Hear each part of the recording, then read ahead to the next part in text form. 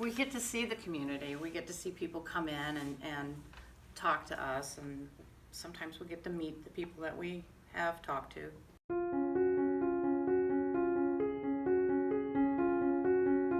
Recently, we were sent to the EOC because we're doing a bunch of improvements. We got new carpet, which is really good. It's much cleaner. We got all of our screens were readjusted so that it's more economical for each of us, watching prisoners and all the cameras outside. We also have they remounted all of the computers so that we can actually have more computers. So then when Next Gen 911 comes in, I'm assuming that there's going to be another screen that we have to add. So they already have it prepared.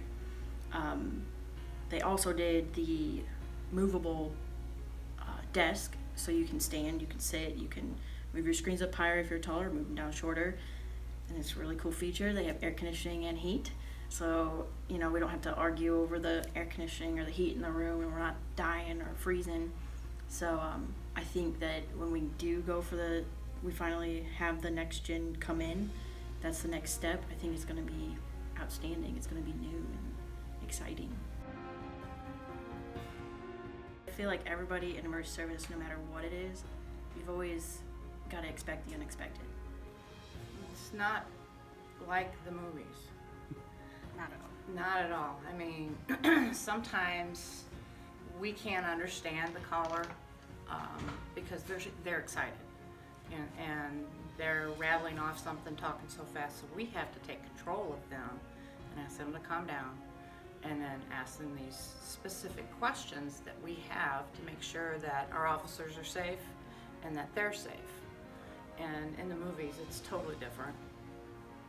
In the movies, it makes it look like you can just take one call at a time and not be interrupted with radios and phone and other calls, other 911, other emergencies. So it's a lot busier than people realize. I feel like you're never going to be prepared enough. You've always got to know that anything can happen.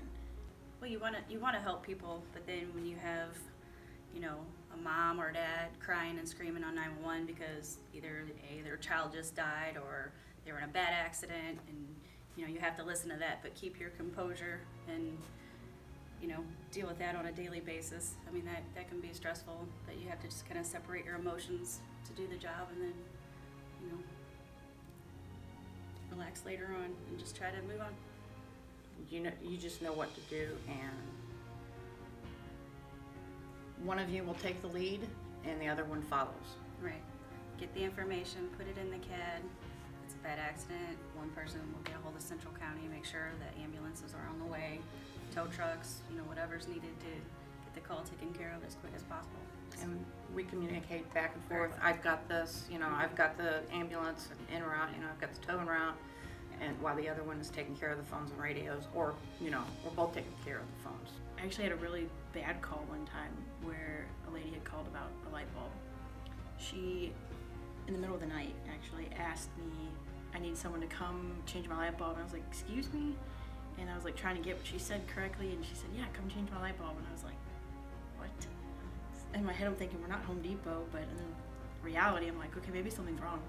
I said, is everything okay there? And she's like, no, it's really dark. And I was like, oh, okay, I get what you're doing. So I kind of played along with it, and then she's like, I really am scared of the dark. I really need someone to come out, like, right now. And then you could hear somebody yelling, and turns out it was actually a domestic, and thank God she called and that I hooked on to what she was doing, or else who knows what could have happened. So the relationship, I think, is very open. And by that, I think, being able to see someone in person talk about a call that maybe you had an issue with, or it just kind of was a bad call, or even a good call, you can talk to them directly and get the other side of it that you didn't see. You don't ever get to see. And where I came from, you don't ever get to do that. So like a call that was really bad, you never really get to figure out how it or what had happened. You only get to hear what you heard. So not actually being there is a completely different outlook than in actually being there. I feel like when you can connect the piece with someone, it's really actually a neat concept.